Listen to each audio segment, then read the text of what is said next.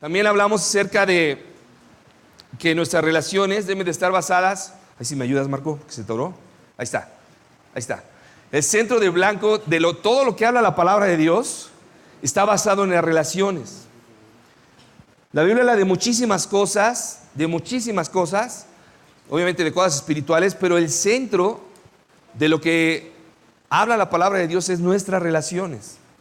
Y nuestras relaciones, hermanos, son una forma de practicar nuestra fe. Es la forma en que realmente demostramos con hechos que estamos viviendo lo que creemos.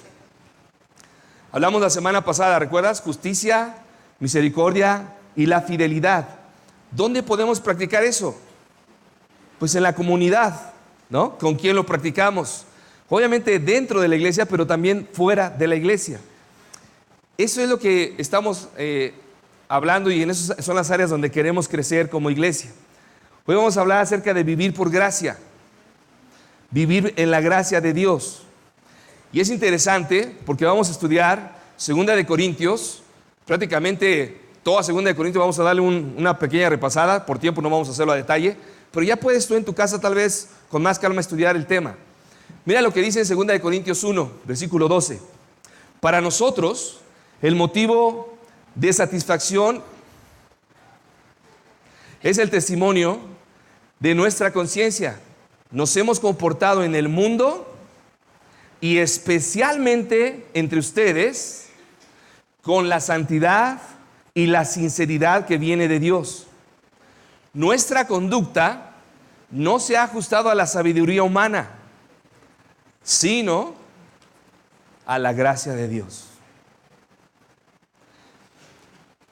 Pablo está hablando aquí acerca de la conducta que han llevado, y no está basado en la sabiduría humana, sino en la gracia de Dios.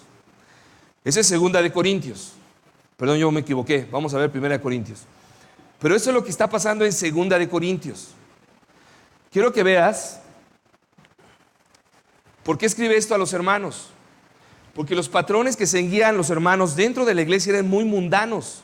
Eran mucho más humanos que espirituales. Y en 1 de Corintios, ahora sí vamos a ver 1 de Corintios, capítulo 1, versículo 10 dice: les suplico, hermanos, en el nombre de nuestro Señor Jesús, que todos vivan en armonía y que no haya divisiones entre ustedes, sino que se mantengan unidos en un mismo pensar y en un mismo propósito. Digo esto, hermanos míos, porque algunos de la familia de Chloe me han informado que hay rivalidades entre ustedes. Me refiero a que unos dicen yo soy de Pablo, otros afirman yo soy de Apolos, otros yo soy de la chala del Humberto, no, yo estoy en la chala de Juan, ¿no? Otros yo a Cefas y otros yo a Cristo. La iglesia tenía un problema y los hermanos estaban desunidos y había rivalidades. ¿De dónde heredamos ese tipo de patrones y conductas?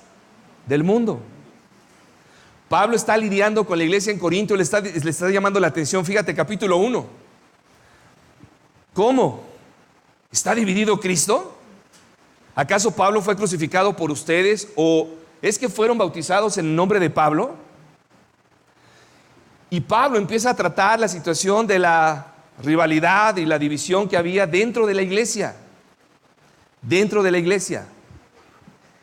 Hermanos, consideren su propio llamamiento.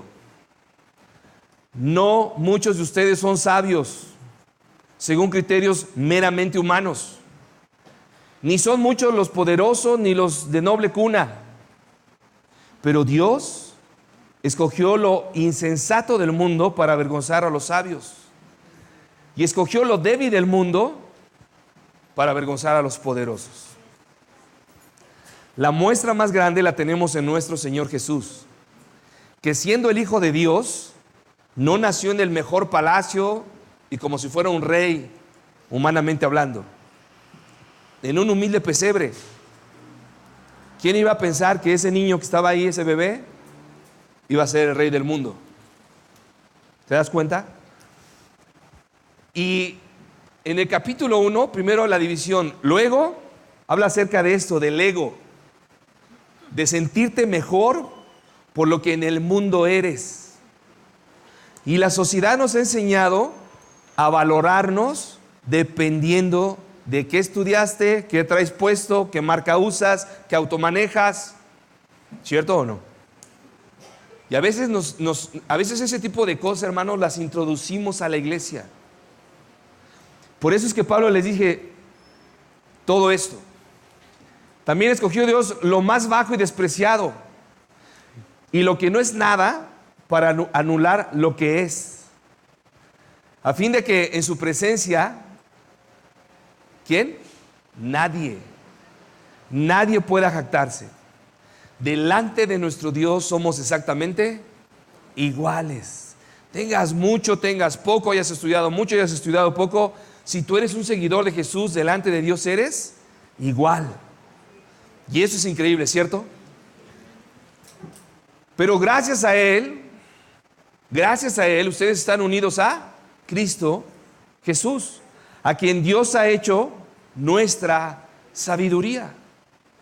Si de alguien podemos sentir orgullo y de alguien debemos de sentirnos que podemos jactarnos, es de que somos discípulos de Jesús, que nuestra identidad ahora somos discípulos de Jesús. Ya no soy Humberto, ahora soy el discípulo de Jesús. Y eso debe de ir creciendo cada vez más en nosotros y disminuyendo menos el yo. Es decir, nuestra justificación, santificación y redención, para que, como está escrito, si alguien ha de gloriarse, que se gloríe en el Señor.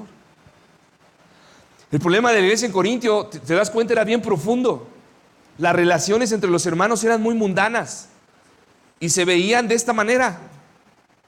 No, yo soy de Pablo, no, yo soy de Apolo, no, yo soy mejor porque yo estoy con el mejor. A ver, y Pablo entra y les enseña, a ver, aquí todos somos iguales. Y luego en el capítulo 3, ya brincamos del 1, vamos al 3. Mientras haya entre ustedes celos y contiendas, ¿no serán inmaduros? ¿Acaso no se están comportando según criterios meramente humanos? Cuando uno afirma, yo sigo a Pablo, y otro, yo sigo a Apolo, ¿no es porque están actuando con criterios meramente humanos? ¿Sabes qué es absurdo? Que lleguemos a pensar, pues a mí me siguen un montón de hermanos. Y lo he escuchado en la región. Y si yo quiero, puedo jalar hermanos. A ver. Hermanos, discípulos, ¿de quién somos? ¿A quién seguimos? Esa manera de pensar es completamente humana. Si alguien se va de la iglesia, es obvio que no está decidiendo seguir a Jesús. Y si alguien decide seguir a alguien, pues obviamente muestra que no estaba siguiendo a Jesús. Cuando alguien me ha dicho eso, no, yo podría agarrar y llevarme tantos hermanos, pues realmente mostraría a Dios que no son discípulos. A mí no me asusta eso, con decirme eso. Realmente muestra a quién siguen. Pero mira lo que estaba pasando exactamente. Y ese tipo de cosas las traemos a la iglesia. Ahora bien, algunos de ustedes se han vuelto presuntuosos, presumidos, arrogantes, ¿no? Yo soy acá el mero petatero. Y era contra Pablo, pensando que no iba a verlos. Lo cierto es que si Dios quiere, iba a visitarlos muy pronto y ya veremos no solo cómo hablan, sino cuánto poder tienen esos presumidillos, ¿no? No, presumidos, ¿no? El sentirnos que somos algo cuando no lo somos. Yo sé que todos, hermanos, o bueno, no sé si todos, pero la gran mayoría podríamos presumir. Yo hice esto, yo hice aquello, yo jugué en este equipo, yo estudié en tal escuela, yo tengo tal prestigio. ¿Y sabes que eso es un arma del diablo porque te alimenta ¿qué? El orgullo. Y luego andas hablando así como que el perrurris, ¿no? Y yo, de veras, yo ya, no sabes, yo conozco hasta el otro lado de la ciudad, Xochimilco, ¿no? Ya vamos a ir presumiendo que viajamos aquí, que viajamos allá. Pero delante de Dios, hermanos, no somos más unos que otros. Somos iguales. Y si Dios te ha dado talentos que otros no tienen, hay que saber ser humilde para usarlos a favor de Dios. Capítulo 6, mira lo que estaba pasando. Si alguno de ustedes tiene un pleito contra otro, ¿cómo se atreven a presentar demanda ante los inconversos en vez de acudir a los creyentes? ¿Te das cuenta qué estaba pasando en la iglesia? Situaciones de ego, situaciones de presunción, situaciones de yo soy mejor que tú, yo estoy en la mejor charla, ¿no? Porque estoy en la charla de Pablo, no, yo estoy en la del Cefas, no, pero imagínate. Y luego acá, cuando tenían pleitos, ¿a quién acudían? A jueces inconversos. Y tú puedes leer todo el capítulo acerca de qué habla eso y a qué nos llama la palabra. Pero si te das cuenta, todo este tipo de relaciones y de patrones en las relaciones en la iglesia eran meramente humanos. Y luego a los casados. Los casados creían que si su esposa o su esposo no era cristiano, me divorcio. Y Pablo dice, todo un capítulo lo dedica y dice, a los casados les doy la siguiente orden, no yo, sino el Señor. Que la mujer no se separe de su esposo. Sin embargo, si se separa, que no se vuelva a casar. De lo contrario, que se reconcilie con su esposo. Asimismo, que el hombre no se divorcie de su esposa.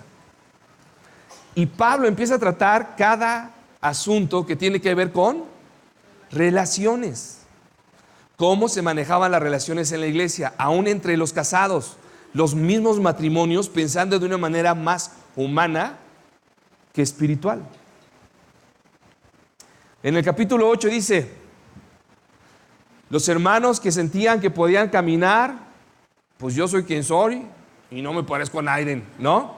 Y con que yo esté bien, que se caiga el mundo. Y mira lo que dice Pablo. Al pecar así contra los hermanos, hiriendo su débil conciencia, pecan ustedes, ¿contra quién? Contra Cristo.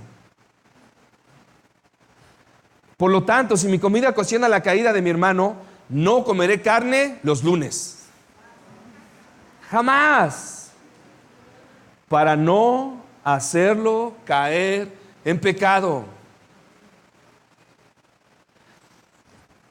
La manera de pensar en el mundo, hermanos, es: si yo estoy bien, yo estoy bien con los demás, ¿qué me importa? Pero el llamado de Pablo es, tienes que cambiar tu manera de ver tus relaciones con los demás. Si tu conducta hiere la conciencia de alguien más, no lo hagas. Porque de lo que tienes que estar pensando es cómo puedo ayudar a que la fe de mis hermanos esté más fuerte, no a dañar. Y eso es lo que está diciendo. Y es radical. No comeré carne, jamás. A los regios no les gusta mucho esa escritura, ¿no? Son bien carnívoros. En el capítulo 11, mira lo que dice. Al escribirles, fíjate bien, cuando estaban en la comunión, en las reuniones del ágape que se llamaban, donde tomaban la Santa Cena, dice, al escribirles lo que sigue, no puedo felicitarlos, pues parece que sus reuniones les hacen daño en vez de hacerles bien. En primer lugar, se me ha dicho que cuando la comunidad se reúne, hay divisiones entre ustedes. Y en parte creo que esto es verdad. El resultado de esas divisiones es que la cena de ustedes, que ustedes toman en sus reuniones, ya no es realmente la cena del Señor. Porque a la hora de comer, cada uno se adelanta a tomar su propia cena. Y mientras unos se quedan con hambre, otros hasta se emborrachan en el exceso. No estaban pensando en el bien de los demás, estaban pensando en, ya vine, ya cumplí, ya hice lo que yo tenía que hacer, ya me voy. Hermanos, quiero que ustedes sepan algo respecto a los dones espirituales. Y luego empiezan a hablar acerca de los dones. ¿Quién era mejor por tener cierto don. Hay en la iglesia diferentes dones, pero el que los concede es un mismo espíritu. Hay diferentes maneras de servir, pero a todas por encargo de un mismo Señor. Y hay diferentes manifestaciones de poder, pero es en un mismo Dios, que con su poder lo hace todo en todos. Dios da a cada uno alguna prueba de la presencia del Espíritu, para provecho ¿de quién? De todos. Pues bien, ustedes son el cuerpo de Cristo, y cada uno de ustedes es un miembro con su función particular.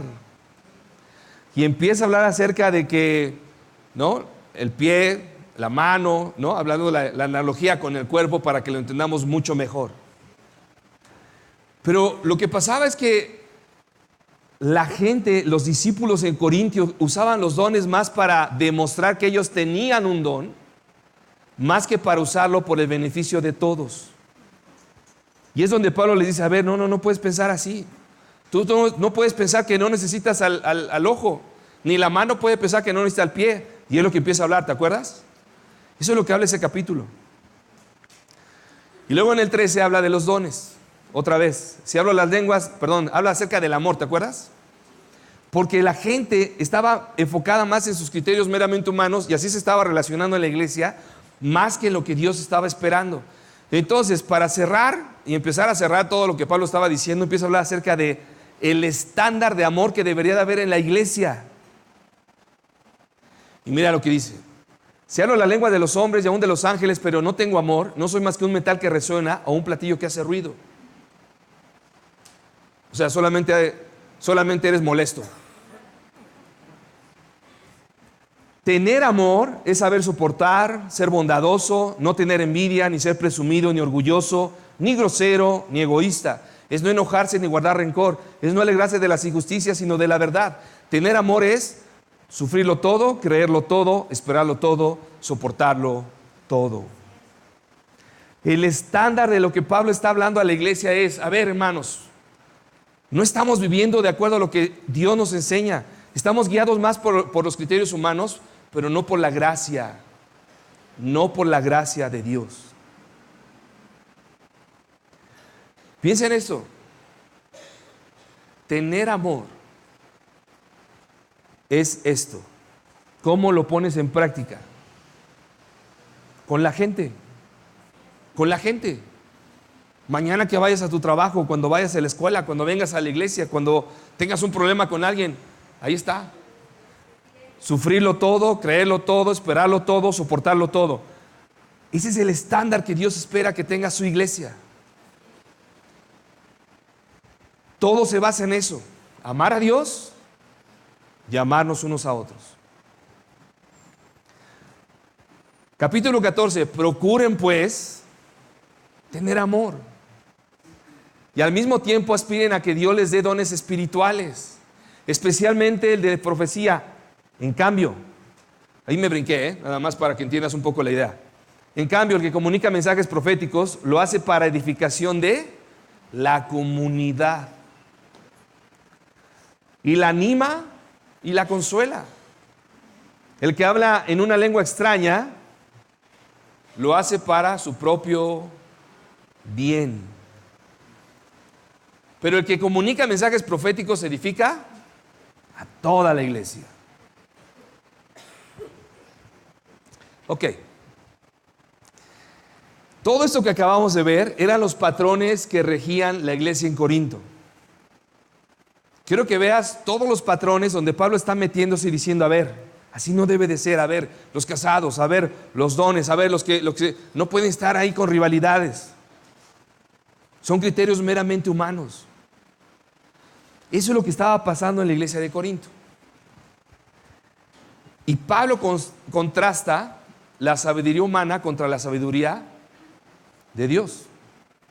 Desde el primer capítulo. Ok. ¿Sabes qué es la diferencia de la sabiduría humana? ¿Cuál es el factor común? Individualismo. Hermanos, si queremos crear una comunidad espiritual como Dios espera, llamada iglesia, Necesitamos renunciar al individualismo. Necesitamos dejar de pensar solamente en mí. ¿Qué quiero yo? ¿Qué necesito yo? ¿Cómo me siento bien yo? Y pensar en los demás. Porque lo primero que Jesús nos exige para poder ser un seguidor de Él es: olvídate de ti mismo.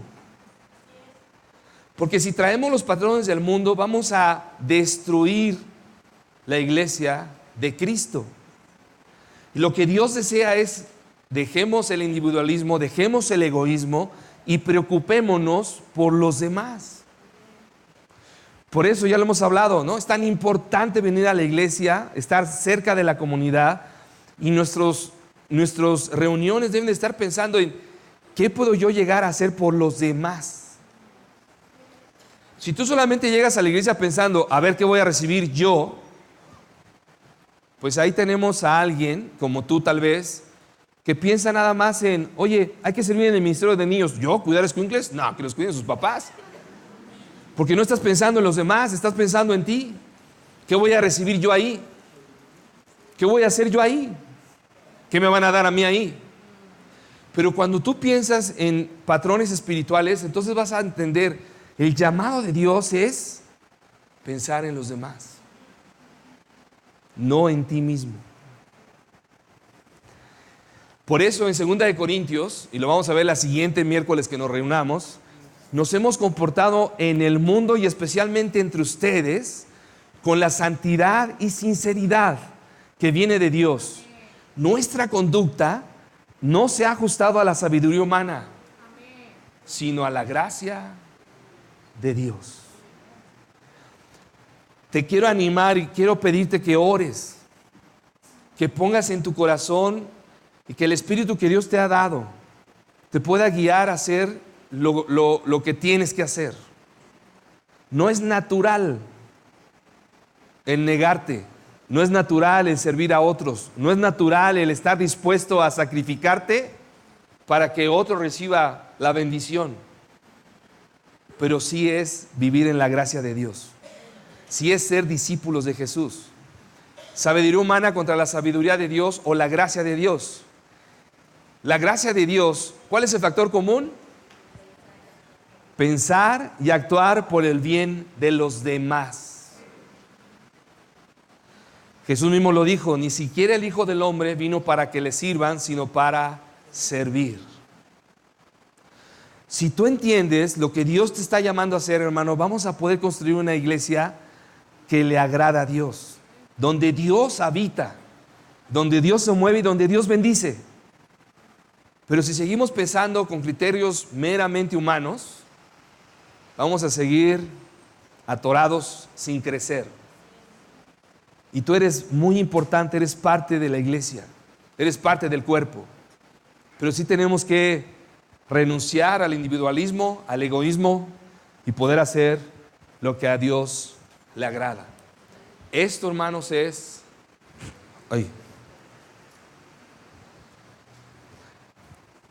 Ok, esto es. Gracias. Esto es el llamado.